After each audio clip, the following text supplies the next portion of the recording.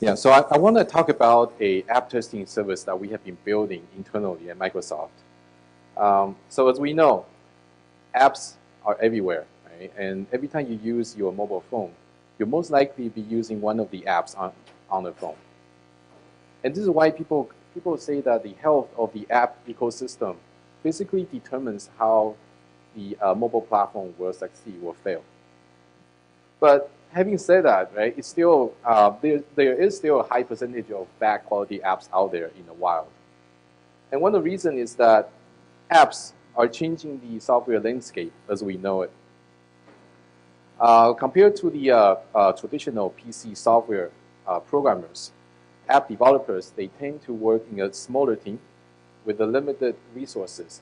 And that's why they tend to devote most of their efforts to development rather than to testing. And second of all, which is quite surprising, is that people put a lot of faith in app stores, meaning that if their apps are accepted by the App Store, they assume that, their app probably don't have any major bugs. But this assumption is kind of bad, right? And also, it's kind of guaranteed that the store cannot make. And that's why over the past few years, the community has invested a lot of efforts in helping the developers to test their apps. And then these efforts, they touch different aspects of the app testing. Here we have human testing versus monkey testing, dynamic analysis versus static analysis, and so on and so forth. But one thing that these efforts, they don't consider is the real world context. So in one of our work, previous work, we show that it's crucial to understand that apps can go through different real world contexts throughout the day. These contexts includes network conditions, includes geolocations, even includes the different sensor inputs. Right? And so during the testing, you have to consider these contexts. Otherwise, you cannot you cannot understand the app behavior in the wild. But the problem is, it's actually quite challenging to bring these real-world contexts into testing. So in our previous effort, we tried to build a really, really good emulator that can emulate different aspects of the real world. This includes network conditions, geolocation, and even sensors, as I mentioned before. And emulators are good in the sense that you can easily initiate and also destroy an instance when you need it or when you don't need it. But when it comes to realism, when it comes to realism, right, it actually depends heavily on how good your code is and also how much effort you're willing to put into your emulator. And speaking of realism, right, and many developers, they actually buy their own Android device and they test their apps on that device. By having a real device, you can achieve really good realism, right, because you have the real device there. And you actually have the realism in terms of device configuration and also in terms of network conditions. But the thing is, you are limited in terms of diversity, right? Because at the end of the day, you only have one or two devices on your desk. So in this particular work, what we are trying to do is we try to see whether we can build a new type of app testing service that can scalably and also effectively bring in real-world context into app testing. So the basic idea is actually quite simple. First of all, from a developer point of view, the whole testing flow is still the same. They submit their app binaries, test spec, testing scripts. Right? But what's different is how the service looks like the app. So this particular, from our perspective, right, apps has three types of functional blocks: the UI blocks, the computation blocks, and also what we call the system I/O APIs. So the UI rendering and computation, they don't directly interact with the real world. So if somehow you can just ping these two blocks in the emulator, then you can actually leverage the cloud computation capability. On the other hand, right, apps, they interact with the real world through system APIs. For example, you can use API to send network packets. You can also call some APIs to read the GPS, to read the sensors. If somehow we can actually ping these system APIs on the device, then we can actually tap into the real-world context offered by these devices. So now you see that we have two different execution containers for one app execution, right? And this is why we call it the split execution. We try to divide the work between two different containers, depending on what kind of function they provide. So here is the architecture point of view, right? And something I want to highlight is how we do this split execution.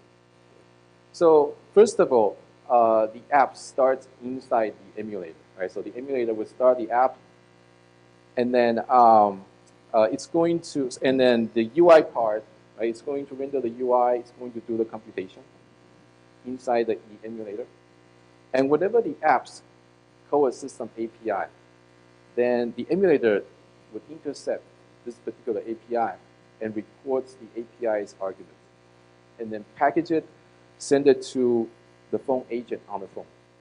And the phone agent would unpack this message and then run the system API and then return the value back to the emulator. Right? So effectively, what we have here is we turn the local system API into a remote procedural code. So the challenge one comes that we build this split execution on top of internet. And internet, as we know, can be unreliable. And that's why the system should be aware of these internet uncertainties and do something about it. And the second challenge is the fact that we have two different containers for one app execution.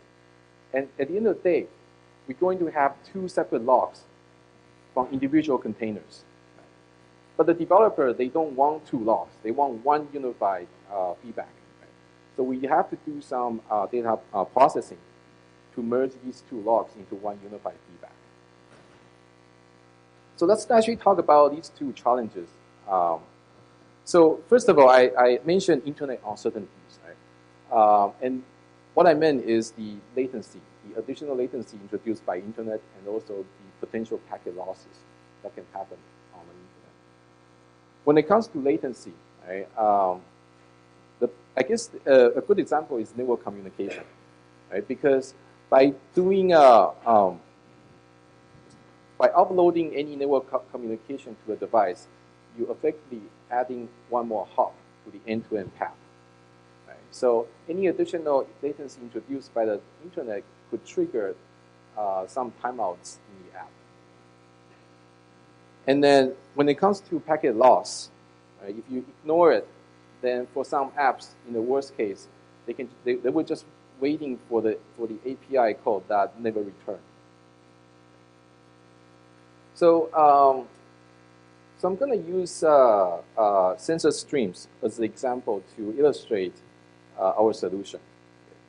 So sensors, right? They basically generate events at a certain frequency, right? And then we have apps that try to consume these events, and then this, in other sense, right, sounds like a video streaming problem, right? You have the server try to send a lot of data to the client, and the client try to consume it. And that's the way we approach it, actually. So on the cloud, at the offloading step, what we do is we add a buffer. And this buffer allows us to prefetch sensor streams. So in this particular case, even before the app automation starts, the testing service would ask the device to start. So even before the app automation starts, the testing service would analyze the code and then try to figure out what sensors are needed by the app. And then it would just ask the physical device to start streaming those data. These data are buffered in the emulator. And then later on, whenever the app needs these data, it would just, the buffer would just return the value back to the app. A couple of things I want to highlight here, right? Additional considerations. One is when we transmit the data to the buffer in the cloud, right? The device actually sends this in batches. This way, we can actually reduce the network overhead. Second of all, the buffer window actually moves every time unit because we actually want to simulate the device sensors in the time domain. And in case of packet loss, the buffer would be missing some values. Right? And in this case, what the buffer does is actually return a data point, the nearest data point in the time domain. So this way, you can always return a value, right? And then also, we try to simulate how the device sensor works in the time domain by moving the buffer window. So the second challenge I mentioned about split execution is that now we have logs from two different containers, two different execution containers, right? The physical device and also the emulator. And these are heterogeneous sources. And then how do you merge these, right? One way to think about this is since we have the timestamp when we start offloading and also when we finish offloading, maybe we can do a piecewise merging. But the problem with this approach, right, is that sometimes the X or Y axis, they don't actually align. So let me give you one example. So in this particular case, right, I have the emulator logs on the left and the real device logs on the right. And if I just do a naive merging, right, by moving this part and then paste it here, right, it's not going to work because the real device actually start with the less memory, right? So the y-axis, that they don't actually align. Another case is actually the x-axis. X-axis is the time domain, right? Because I need to spend some time on the offloading operation. If I remove those offloading operation from the log, you'll see that the gap is actually bigger than what I can feel. Okay. So I have more details in the paper, but basically what we do is we shift the y-axis and stretch the x-axis. Right? That's the basic idea. So we have a prototype running right now. The emulator, one of the tasks for the emulator is to intercept the system API. And we do this by using the expose library. One thing to know is expose requires us to root the OS. But since we're doing the interception in the cloud, we control the emulator. So this part is actually easy for us to do. One thing cool is our device pool, how we build this device pool. We don't plan to buy devices. We actually try to crowdsource them from devices that people retire or don't use. And then we try to build this way. And so far, we have recruited about 30 retired Android phones inside the company. This is actually not public yet. And one thing to know is the phone agent does not require rooting. So people that wants to join our device pool, they just need to install one app. So quickly, right, how accurate, I talk about this merging about logs and shift and stretch, right? So how good is our results, right? So far, it's actually not perfect, but so the top figure shows the baseline, which is the real device. If you run everything on a real device, that's how it looks like. And below is our system. And you see that one imperfection is actually the time. For example, for the encryption. For some reason, it just takes much longer with our system. But otherwise, if you look at the shape, they have pretty much the same shape. Right? And you can actually quantify this similarity in shape with the R-score. Right? With R-score, you want it to be as close to 1 as possible, and which is pretty much almost all cases except 2. The first case is the encryption for memory consumption. Right? The chip, they don't actually match between the baseline and also our system. And the reason is that our current implementation of phone agent actually consume a little bit more memory to do encryption. Second one is sensing. Right? The sensing CPU utilization have a different shape on our testing service. But this is because we found out that sensing operation, they sometimes overlap with the phone agent um, with the phone agent, right? So that's why the CPU utilization they kind of look a little bit different. So in conclusion, this is actually a in progress work in progress. We still have a lot of work to do. Right? In particular, we are still working very hard trying to test with apps with multiple threads. Right? We know that single threads will work, but apps with multiple threads sometimes have problems. That's something that we are working on.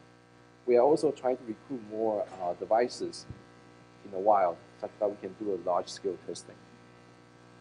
We are also trying to improve the building libraries. Right? So one thing about our testing services, people can actually write testing scripts that allow them to do code analysis or data analysis, and we are improved that part. Having said that, that's a quick overview of our testing service. Happy to take questions.